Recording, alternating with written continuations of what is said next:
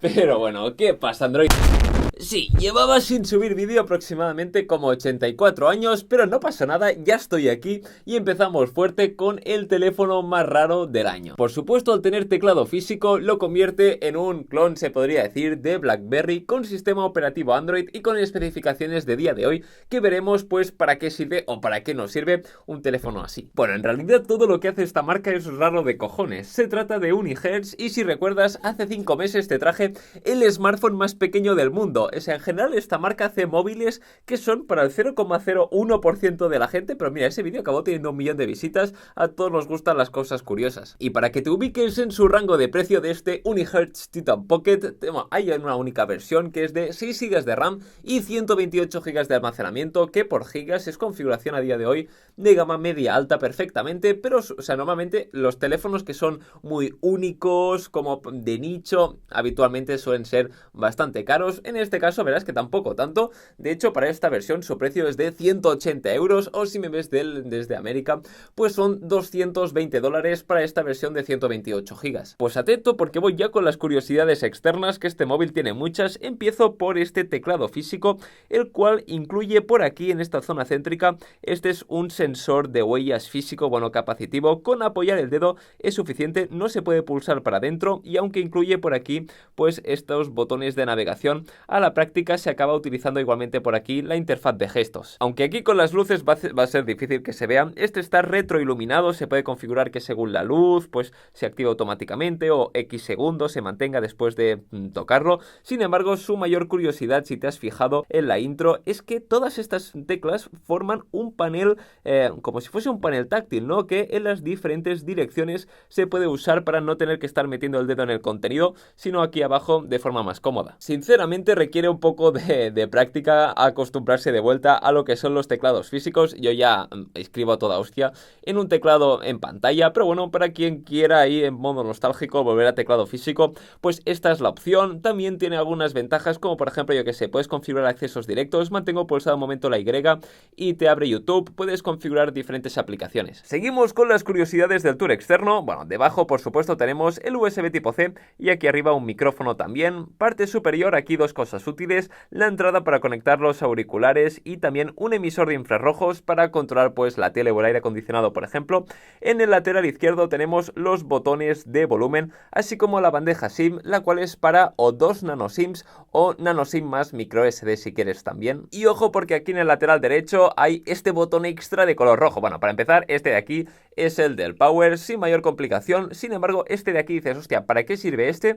Bueno, este se puede configurar para que haga un poco básicamente lo que quieras por defecto y manteniendo aquí la movida así rugerizada todoterreno. Si lo mantienes pulsado, pues lo que hace, ya estáis viendo, es activar o desactivar el flash, pero puede hacer otras cosas. Por ejemplo, si haces doble clic, por defecto lo que te va a hacer por aquí es una captura de pantalla. Y aquí en el frontal, ocultando en parte pues en lo que es el altavoz para las llamadas, tiene esta V que recuerda en cierta medida a los teléfonos Vertu, ¿te acuerdas? Esos que valían como más de 15.000 pavos. Y incorpora por aquí, por supuesto, lo que es la cámara frontal, y al recibir notificaciones o estar cargando, ya estáis viendo que tenemos también una luz LED. ¿Ya le has dado like al vídeo? ¿Ya le has dado like al vídeo? ¿Cómo que no? Dale ya like, hostia. Y vale, para que pilles la escala del tamaño, o sea, el tamaño en sí de lo que estamos hablando, pues mira, si pongo al lado un teléfono normal, este Poco F3 por ejemplo, ya veis que de alto es muchísimo más bajo. También la pantalla cuadrada es más pequeña. Eso sí, a lo ancho también es más estrecho, aunque no lo parezca. Si lo pongo uno así, pues ya habéis visto que en realidad estamos hablando de un teléfono relativamente compacto en todas las dimensiones excepto el grosor, y es que efectivamente aquí los componentes caben a lo ancho. La noticia positiva es que este es un teléfono que no le hace falta funda, es rugerizado, o sea, esta parte trasera es de aluminio, pero luego la mayoría de lo que son las esquinas y parte superior e inferior es este material relativamente gomoso y está hecho para absorber impactos. Venga, ya que estamos, le metemos por aquí un par de hostias, que sé que os gustan aquí que le meta. Vamos a meterle primero pantalla boca arriba. Me ha hecho el flip y todo. Y vaya que estamos, pantalla boca abajo y vemos qué tal. 3, 2, 1.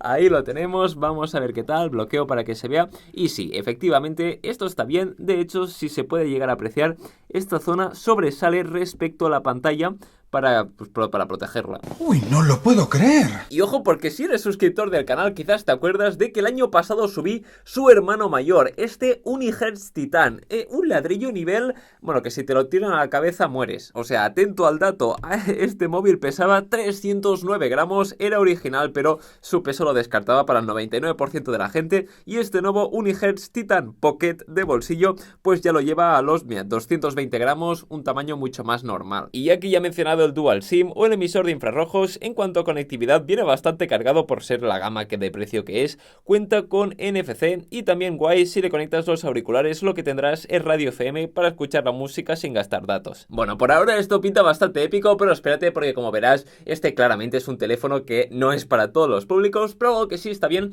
es la batería, y no es tan tremendísima como era en el Titan original. Este móvil tiene una batería de 6000 mAh, que 6000 mAh es una powerbank casi, no es un teléfono, también por eso es tan ultra pesado. En este caso, su batería se queda en los 4000 mAh, que es una cifra mucho más normal, tradicional. En este caso logra superar las 8 horas de pantalla, sobre todo gracias a que gasta muy poco, al tener una pantalla pues que comparado con las pantallas tradicionales es mucho más pequeña y gasta menos. Pues voy ahora con las cosas que sé que no te gustarán tanto de este teléfono, como por ejemplo, ya te he dicho que su pantalla es pequeña, pero no cuánto exactamente. También es cierto de que al ser cuadrada, digamos que la diagonal no le hace justicia, pero aquí son 3,1 pulgadas. Y dices, hostia, sí que es pequeña. Sí, son 3,1 pulgadas y la resolución es acorde a este tamaño, es de 720 por 716 píxeles, no es cuadrada por 4 solamente, 4 píxeles. La densidad en este tamaño es más que sobrado y por supuesto es un panel IPS, por eso en vez de Always On Display cuenta con la luz LED y de los 60 Hz tradicionales de toda la vida. Y el tema es que por supuesto tener una pantalla cuadrada tiene sus ventajas, pero también sus inconvenientes. Mayoritariamente pues que si la pantalla fuese más estirada hacia abajo, pues sin hacer scroll ya se verían por ejemplo más contenido en la mayoría de aplicaciones, a la vez de que muchas veces, y depende según la aplicación, pero te encuentras algunos textos o algunas zonas donde digamos que los botones son algo pequeños. Y esto es un poco extraño, pero si te preguntas si se puede jugar con una pantalla cuadrada, a ver, poder se puede, pero efectivamente no es lo suyo, no tiene de por sí ninguna ventaja. Te tendrías que subir la sensibilidad para no tener que hacer aquí en el lateral tanto scroll. Sin embargo, pues bueno, ya estáis viendo que el móvil sí es capaz, pero el hecho de tener pues un teclado físico, yo me lo imagino más sobre todo para gente así como o más empresarial o que saque más partido sobre todo del teclado físico, que por supuesto no alguien que decida jugar con el teléfono. Pero bueno, salimos, la transición en sí ha sido bastante top, al menos aquí ya estáis viendo que sí que la transición es rápida. Si abrimos por aquí algún otro juego, mira, por ejemplo el Geometry Dash, este no está cargado, así que aquí vas a ver los tiempos de carga, a ver qué tal se ve este en una pantalla cuadrada.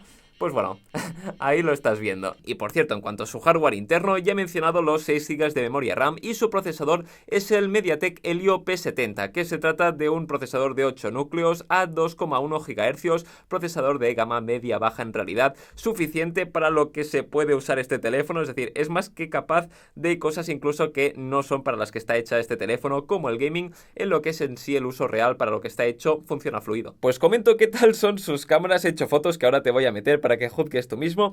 Son muy sencillas, ya te aviso. La cámara principal es de 16 megapíxeles que va acompañada con el flash LED y aquí no hay ni gran angular ni para modo macro o retrato, que es lo típico 4 cámaras que te encuentras en estos rangos de precio. Y la cámara frontal, por cierto, esta es de 8 megapíxeles. La interfaz de cámara es muy sencilla, con muy pocos ajustes, y en cuanto al resultado, pues aquí ya lo estás viendo tú mismo. Son fotografías que si las condiciones de luz están bien, pues la realidad es que son decentes durante el día, incluso si hay contrastes son válidas, pero a que las condiciones de luz bajan, ahí se nota que son unas cámaras muy sencillas. Pues vamos ya con lo más interesante del vídeo: pros y contras, valoraciones, conclusiones de este nuevo Unihertz Titan Pocket. La conclusión número 1 ya la he dicho antes, este es un teléfono muy de nicho, o sea, todo lo que hace esta marca está hecha para nichos muy concretos que no quieren un teléfono convencional. Por los 180 euros o 220 dólares que cuesta, puedes tener teléfonos como un Poco X3, NFC o Pro casi,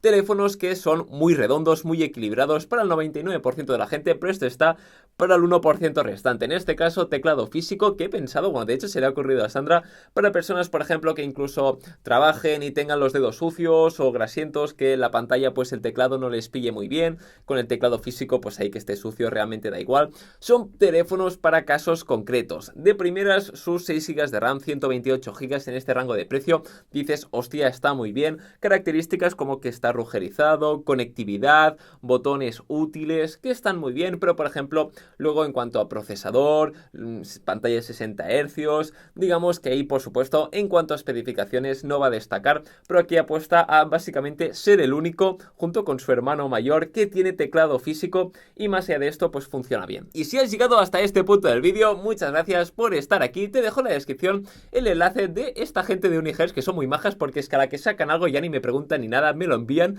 y la verdad es que son móviles que sé que no son para todo el mundo, pero como son muy únicos, al final son vídeos que acaban teniendo bastantes visitas y aquí hay que comer, señoras y señores. Así pues, nos vemos estos días en el canal porque tengo mucho material acumulado y muy interesante que se viene. Así pues, a tomar por culo.